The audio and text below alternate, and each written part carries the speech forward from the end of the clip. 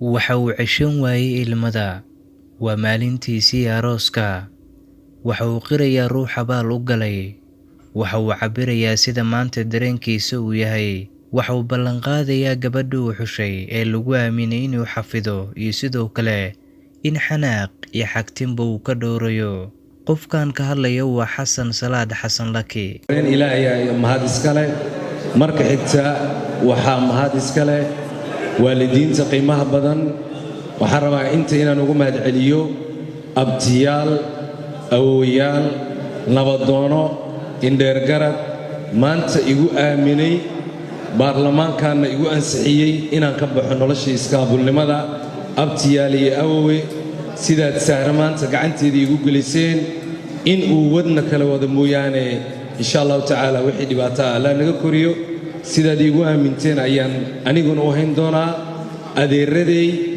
waalidiintay eedaday iyo asxaabteedan waxaan leeyahay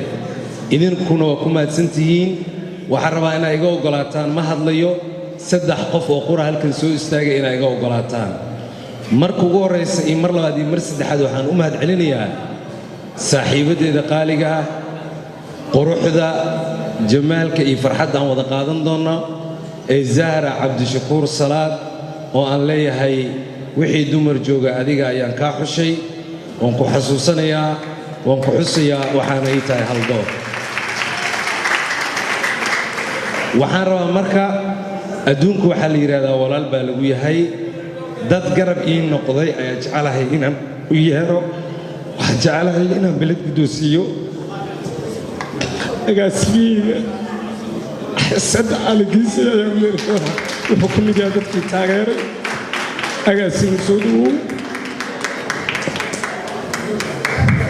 qofkii maalin wax ku qabtay wax badan ku qabtay xasan waa maasan yahay runtii anigi maanta oo kale waxa mikrofon ku soo laaban jirin laakiin in oday oo indha adag oo saaxiibkeeya oo waxa waaye aniga oo wakiil uga ah saaxiibadii dhiirigelinayay ee dalsan oo iid ugu horeeyo waa u gudoomay waxaan rabaa dhiirigelinteeni inay guuleysatay inaan saaxiibada tuso xasan muddo 5 sano waxaan leen magaalada ka xaro marka waa intaas dhiirigelinta la sheegay inay intaas u fahantaan rabaa marka maalinteedii aan joognaa xasan aad u maasan yahay inuu xusuustaas iyo lagu reebo waxaan rabaa inaan sida kale u dhiirigeliyo in saaxiibadii kale oo aan wakiilka uga ahaana aan u gudoomo aad u maasantiin